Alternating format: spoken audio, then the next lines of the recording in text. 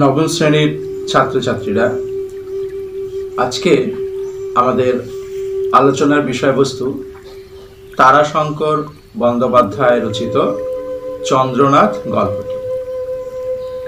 তারাশঙ্কর বন্দ্যোপাধ্যায় রচিত চন্দ্রনাথ গল্পের বিষয়বস্তু সম্পর্কে আজকে আমরা আলোচনা করব।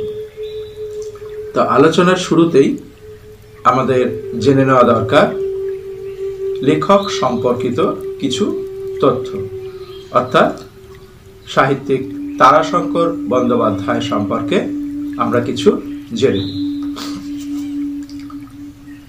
আমরা জানি রবীন্দ্র পরবর্তী বাংলা সাহিত্যের একজন উল্লেখযোগ্য নক্ষত্র অর্থাৎ সাহিত্যিক হলেন তারাশঙ্কর বন্দ্যোপাধ্যায়। বাংলা কথা সাহিত্যে অর্থাৎ ছোট গল্প, উপন্যাস ইত্যাদি ক্ষেত্রে তিনি সমানভাবে সাফল্য লাভ করেছিলেন। 1898 সালের 24শে জুলাই বীরভূমের লাভপুর গ্রামে তারাশঙ্কর বন্দ্যোপাধ্যায় জন্মগ্রহণ করেন। তার পিতা হরিদাস বন্দ্যোপাধ্যায় এবং মাতা প্রভাবতী দেবী। এই মাতা প্রভাবতী দেবী ছিলেন তারাশঙ্কর বন্দ্যোপাধ্যায়ের সাহিত্য সৃষ্টির অনুপ্রেরণা, অর্থাৎ তারাশঙ্কর বন্দ্যোপাধ্যায় সাহিত্য সৃষ্টির পিছনে তার মায়ের ভূমিকা অনেকখানি ছিল। তারাশঙ্কর তার গল্প এবং উপন্যাসে বীরভূমের লোকজীবনের কথাকেই অধিকাংশ ক্ষেত্রে তুলে ধরেছেন। তার সাহিত্যের কয়েকটি বৈশিষ্ট্য কি? তারাশঙ্করের সাহিত্যে সমকালীনতা, বিশ্বযুদ্ধের ভয়াবহতা, অন্তজ শ্রেণী মানে সমাজে পিছিয়ে পড়া, সমাজে যাদেরকে অবহেলিত, যাদের অবহেলা করা হয়, যাদেরকে দলিত করা হয়, সেই অন্তজ শ্রেণীর মানুষের অবহেলিত জীবনের কথা তার সাহিত্যে স্থান পেয়েছে। বিভিন্ন বৃত্তিধারী মানুষের পরিচয় পাওয়া যায় তারাশঙ্করের রচনার মধ্যে, যেমন বেদে, পটুয়া, মালাকার, চৌকিদার, লেঠেল, ডাক হরকরা, পালকি বাহক, ডোম প্রমুখদের জীবনের বাস্তব ছবি তিনি যেন সুললিত ছন্দে তার সাহিত্যে স্থান দিয়েছেন। বিভিন্ন পত্রপত্রিকার সঙ্গে তারাশঙ্করের যোগাযোগ ছিল। কল্লোল যুগের বা কল্লোল গোষ্ঠীর একজন অন্যতম সাহিত্যিক ছিলেন তারাশঙ্কর বন্দ্যোপাধ্যায়। কল্লোল, কালিকলম, বঙ্গশ্রী, প্রবাসী প্রভৃতি বিভিন্ন পত্রপত্রিকার সঙ্গে তার ঘনিষ্ঠ সম্পর্ক ছিল। তারাশঙ্কর বন্দ্যোপাধ্যায়ের প্রথম গল্প হল রসকলি। প্রথম গল্প রসকলি। এই গল্পটি 1334 বঙ্গাব্দের ফাল্গুন সংখ্যায় কল্লোল পত্রিকায় প্রকাশিত হয়। 1334 বঙ্গাব্দের ফাল্গুন সংখ্যায় কল্লোল পত্রিকায় তারাশঙ্করের রসকলি গল্পটি প্রকাশিত হয়। এটি তার প্রথম গল্প। আর প্রথম উপন্যাস হল চৈতালি ঘূর্ণি। মনে রাখতে হবে, প্রথম উপন্যাস চৈতালি ঘূর্ণি। এবার দেখে নেওয়া যাক তারাশঙ্কর বন্দ্যোপাধ্যায়ের কিছু গল্প এবং উপন্যাসের নাম। তার উল্লেখযোগ্য গল্পগুলি হল প্রায় 35টি গল্প গ্রন্থ তিনি রচনা করেন। প্রচুর গল্প তিনি লিখেছেন, সেগুলোকে 35টি গল্প গ্রন্থে সংকলিত করা হয়েছিল। প্রায় 35টি, কম বেশি 35টি।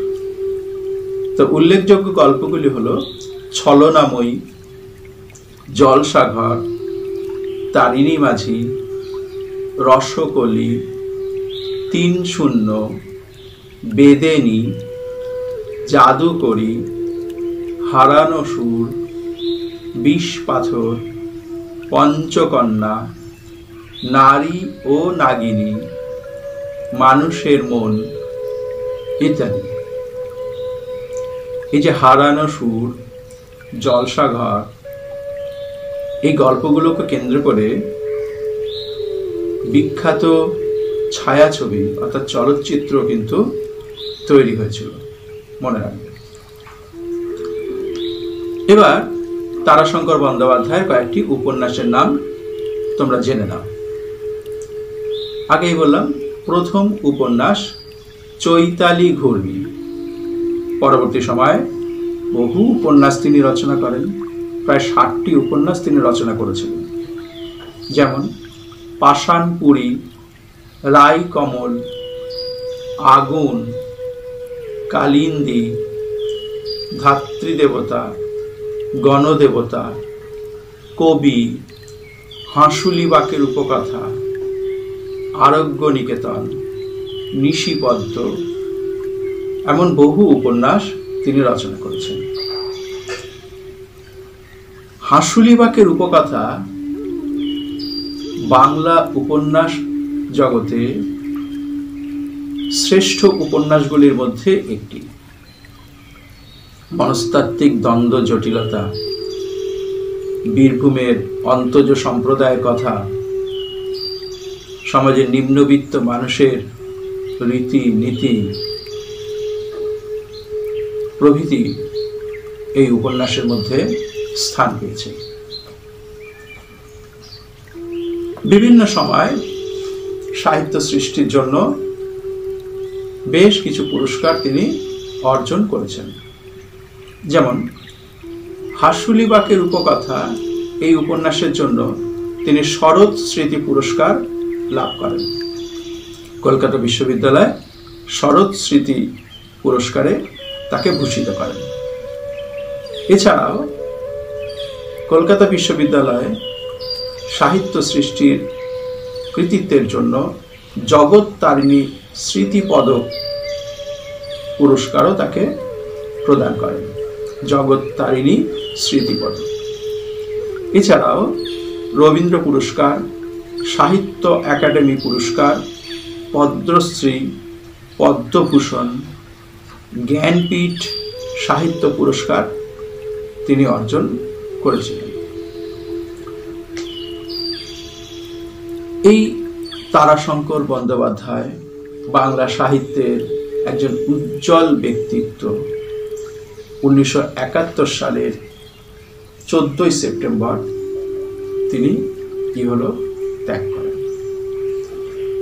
তো অল্পের মধ্যে তারাশঙ্করের জীবন বৃত্তান্ত তোমাদের সামনে আমি তুলে ধরলাম।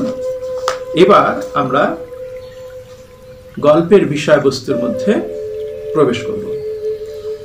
আমাদের আলোচ্য বিষয় কি? তারাশঙ্কর বন্দ্যোপাধ্যায়ের চন্দ্রনাথ গল্পটি। তাহলে জেনে নিই এই চন্দ্রনাথ গল্পটির উৎস কি। তারাশঙ্কর বন্দ্যোপাধ্যায়ের আগুন উপন্যাসের প্রথম অংশ থেকেই এই চন্দ্রনাথ গল্পটি সংকলিত হয়েছে। তারাশঙ্কর বন্দ্যোপাধ্যায়ের আগুন উপন্যাস থেকে চন্দ্রনাথ গল্পটি সংকলিত হয়েছে। এই গল্পে আমরা দেখতে পাব কথক অর্থাৎ নরেশ স্মৃতিচারণের মাধ্যমে গল্পটিকে আমাদের সামনে পরিবেশন করেছে। অর্থাৎ গল্পের বিষয়বস্তু উঠে এসেছে নরেশের স্মৃতিচারণের মাধ্যমে। এই নরেশ তারাশঙ্করের সহপাঠী, একই গ্রামে তারা বসবাস করেন। বন্ধুর কথা বলতে গিয়ে অর্থাৎ নরেশ তার বন্ধু চন্দ্রনাথ, এই চন্দ্রনাথের কথা বলতে গিয়ে একই সঙ্গে আরেকজন সহপাঠী হিরুর কথাও তার মনে এসেছে। হিরুর কথাও এই গল্পে বিবৃত হয়েছে। চন্দ্রনাথের দাদা নিশানাথ বাবুর কথাও নরেশের কথায় উঠে এসেছে। আর উঠে এসেছে তাদের বিদ্যালয়ের প্রধান শিক্ষক মহাশয়ের কথা। চন্দ্রনাথ সম্পর্কে নরেশের অসীম শ্রদ্ধা ছিল। বারে বারে আমরা তার প্রকাশ দেখতে পাই। তাই বলছে, দীর্ঘদিনের স্মৃতিচারণের, দীর্ঘদিনের পুরনো কথার মধ্য থেকে বন্ধু চন্দ্রনাথের কথা তার বারবার মনে হয়। চন্দ্রনাথকে সে তুলনা করছে, কথক অর্থাৎ নরেশ তুলনা করছে ভীমকায় আকৃতির কালপুরুষের সঙ্গে, অর্থাৎ কালপুরুষের ঔজ্জ্বল্যের সঙ্গে, কালপুরুষের আকৃতির সঙ্গে চন্দ্রনাথের যেন অনেক মিল দেখতে পেয়েছেন কল্পকথক নরেশ। তাই সে বলছে, এমনই দৃপ্ত ভঙ্গিতে সেও আপনার জীবনের কক্ষপথে চলিয়াছে। এই সেও কে? চন্দ্রনাথ। একদিন পিছনে ফিরিয়া চাহিল না, ক্ষণিক বিশ্রাম করিল না। যাহাকে কুক্ষিগত করিবার অভিপ্রায়ে তাহার এ উন্মত্ত যাত্রা তাহাকে আজও পাইল না, তবু সে চলিয়াছে। একটা গভীর শ্রদ্ধা চন্দ্রনাথের প্রতি বন্ধু নরেশের রয়েছে। যার জন্য সে যাত্রা করেছে সে বলতে চন্দ্রনাথ। তাকে না পাওয়া পর্যন্ত তার যাত্রাপথের কোনো থামা নেই, অবিরাম তার গতি। অর্থাৎ চন্দ্রনাথের যাত্রাপথের বা চন্দ্রনাথের কর্মকাণ্ডের প্রতি নরেশের একটা শ্রদ্ধা ভাব এই গল্পে প্রথমেই আমরা দেখতে পাই। এই প্রসঙ্গ ধরেই হিরু, চন্দ্রনাথের দাদা নিশানাথ বাবু এবং গ্রামের স্কুলের তাদের মাস্টারমশাই, প্রধান শিক্ষক মহাশয়ের কথা গল্পকথকের আলোচনায় উঠে এসেছে। স্মৃতিচারণায় সে দেখতে পাচ্ছে ঘরে যেন কেউ নেই, টেবিলের ওপর টেবিল ল্যাম্পটা অকম্পিত প্রদীপ্ত জ্যোতিতে জ্বলিতেছে। সাধু ভাষায় গল্পটি লেখা রয়েছে।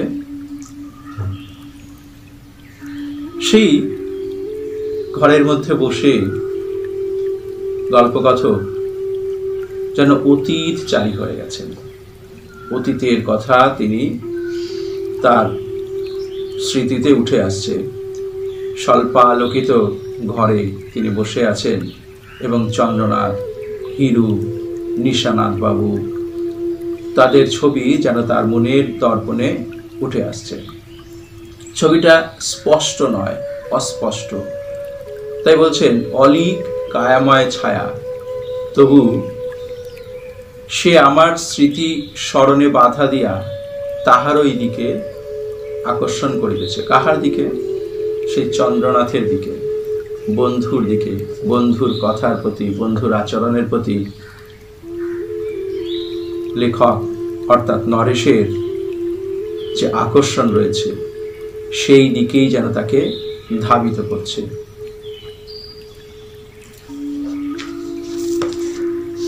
তো এই প্রসঙ্গে নরেশ তার বন্ধুর কৃতিত্ব এবং তার বন্ধুর কথা তুলে ধরছেন। বলছে, তার সেই স্মৃতিতে উঠে আসছে কিশোর চন্দ্রনাথ, দীর্ঘাকৃতি, সবল, সুস্থ দেহ, নির্ভীক দৃষ্টি। চন্দ্রনাথ চরিত্রের যেন এই বৈশিষ্ট্যগুলো বন্ধুর কথায় আমরা জানতে পাচ্ছি। অসাধারণ তাহার মুখাকৃতি। প্রথমেই চোখে পড়ে চন্দ্রনাথের অদ্ভুত মোটা নাক। এটা তার শারীরিক গঠনের পরিচয় আমরা পাচ্ছি। এবং কপালের দিকে ত্রিশূল চিহ্ন। একটু রেগে গেলেই বা একটু যদি অসহিষ্ণু হয়ে পড়ে সেই ত্রিশূল চিহ্ন কিন্তু স্পষ্টভাবে পরিলক্ষিত হয়। আর গ্রামের হেডমাস্টারমশাই তিনি তাকেও মনে পড়ে, তার শীর্ণ চেহারা, শান্ত মানুষটি যেন ওই বোর্ডিংয়ের ফটকের কাছেই তিনি বসে আছেন, হাতে হুকা আর চিন্তাকুল দৃষ্টি তার। একটা কথা নরেশ এখানে বলছেন, সে মাস্টারমশাই বসে আছেন চিন্তাকুল নেত্রে, আর তিনি যেন নরেশকে বলছেন, যাও না একবার চন্দ্রনাথের খোঁজ নিয়ে এসো, চন্দ্রনাথের সঙ্গে কথা বলে এসো। ব্যাপারটা কি হয়েছে? চন্দ্রনাথের আচরণে স্কুলের মধ্যে একটা অস্থির পরিবেশ সৃষ্টি হয়েছে। চন্দ্রনাথের দুর্দান্ত সেই চন্দ্রনাথের আচরণে সবকিছু যেন একটা বৈশাখী ঝড় যেন স্কুলের মধ্যে বয়ে যাচ্ছে। কিরকম? স্কুলের পুরস্কার বিতরণ অনুষ্ঠান, তো চন্দ্রনাথ দ্বিতীয় হয়েছে পরীক্ষায়, তাই তাকে দ্বিতীয় পুরস্কার নেবার জন্য তাকে আমন্ত্রণ জানানো হয়েছে, কিন্তু চন্দ্রনাথ দ্বিতীয় পুরস্কার নিতে অস্বীকার করেছে। সে স্কুল কর্তৃপক্ষকে জানিয়েছে যে দ্বিতীয় পুরস্কার সে কিছুতেই নিতে পারবে না। স্কুলের চন্দ্রনাথের সহপাঠী হিরু সেবার পরীক্ষায় প্রথম হয়েছে, কিন্তু চন্দ্রনাথের ধারণা যে হিরুকে প্রথম করে দেওয়া হয়েছে, কারণ হিরুর কাকা স্কুলের একজন স্কুলের সভাপতি, এবং সেই সূত্র ধরেই হিরু বেশ কিছু সুযোগ সুবিধা সেখানে পেয়েছে। চন্দ্রনাথের ধারণা স্কুলের কয়েকজন মাস্টারমশাই ইচ্ছাকৃতভাবেই হিরুকে নম্বর পেতে সাহায্য করেছেন, এবং কিছু ভুল হিরু করেছে, সেই ভুলগুলো তারা ক্ষমার চোখে দেখেছে, অর্থাৎ নম্বর পাইয়ে দেওয়া হয়েছে। এই কারণেই চন্দ্রনাথ স্কুলের দ্বিতীয় পুরস্কার গ্রহণ করতে অস্বীকার করেছে, এবং সে সেই বিষয়ে তার অস্বীকারের কথা স্কুল কর্তৃপক্ষকে জানিয়ে দিয়েছে। তার ফলে স্কুলে একটা আলোড়ন সৃষ্টি হয়েছে। তাই চন্দ্রনাথকে বোঝাবার জন্য হেডমাস্টারমশাই তার বন্ধু সহপাঠী নরেশকে বলছে, তুমি একবার গিয়ে দেখো চন্দ্রনাথকে যদি বুঝিয়ে সুঝিয়ে কিছু করা যায়, তার যদি সিদ্ধান্তটাকে ফিরিয়ে নেওয়া যায়। নরেশ চন্দ্রনাথের কাছে গেছে, চন্দ্রনাথের বাড়িতে গেছে, কিন্তু গিয়ে কি দেখে? চন্দ্রনাথ ধীর স্থির স্বল্পালোকিত ঘরে সে আপন মনে কাজ করছে, এবং জিজ্ঞেস করে জানতে পারল স্কুলের নয়, বিশ্ববিদ্যালয়ের পরীক্ষার সম্ভাব্য রেজাল্ট সে তৈরি করছে। দারিদ্র জীর্ণ স্বল্পালোকিত ঘরে চন্দ্রনাথ বসে আপন মনে লিখছে। তার কাছে গিয়ে কথক পৌঁছলেন। চন্দ্রনাথ কোনো অভ্যর্থনা কিন্তু করলো না। লিখতে লিখতে এসে বলল, ইউনিভার্সিটির রেজাল্ট তৈরি করছি, কে কত নম্বর পেতে পারে, একটা সম্ভাব্য ফলাফল সে তৈরি করছে। এর থেকে বোঝা যায় চন্দ্রনাথের মেধা কতটা ছিল। মেধাবী ছাত্র চন্দ্রনাথ, আশ্চর্য তার অনুমান ক্ষমতা। সে কাগজটা বন্ধুর কাছে দিল, কাগজটায় চোখ বুলিয়ে সেই কাগজটায় চোখ বুলাতে লাগলো নরেশ বন্ধু। চন্দ্রনাথ বলল, আমার যদি 550 কি তার বেশি ওঠে তবে স্কুলের এই রেজাল্ট হবে, অর্থাৎ যে রেজাল্টটা সে সম্ভাব্য রেজাল্টটা তৈরি করেছে, অর্থাৎ অমিয় এবং শ্যামা এরা পাশ করতে পারবে না, বাকিরা পাশ করবে। আর 525-এর নিচে যদি ওঠে আমার অর্থাৎ চন্দ্রনাথের, তাহলে 10টা ফেল করবে। আর তুই অর্থাৎ নরেশ সেক্ষেত্রে 3rd ডিভিশন পাস করবে, কোনো রকমে পাস করবে। এই কথায় নরেশ কিন্তু একটু অবাকও হয় এবং একটু ক্রুদ্ধ হয়। তখন তার মনে হয় চন্দ্রনাথ বড্ড বেশি অহংকারী, দাম্ভিক, এবং এটা কখনো এই রকম রেজাল্ট হতে পারে না। চন্দ্রনাথ কিন্তু হেসে বলল, দেখো গণিতের নিয়মই এই,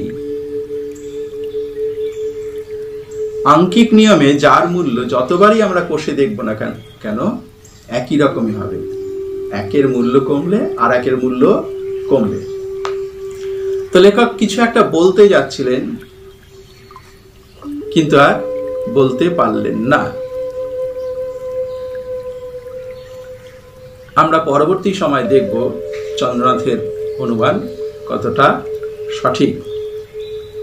তাহলে আজকে আমরা এই পর্যন্তই পাঠ করলাম, এই পর্যন্তই আমরা আলোচনা করলাম যে চন্দ্রনাথ গল্পের বিষয়বস্তু নিয়ে আমরা আলোচনা করছি। প্রথমে আলোচনা করলাম লেখক পরিচিতি, পরবর্তী সময় আমরা চন্দ্রনাথ গল্পের বিষয়বস্তুর মধ্যে প্রবেশ করেছি। আজকের আলোচনা এই পর্যন্তই। চন্দ্রনাথ গল্পের আলোচনার আজকে ছিল প্রথম পাঠ। তাহলে আজ এই পর্যন্তই, পরবর্তী সময় পরবর্তী অংশ আমরা আলোচনা করব।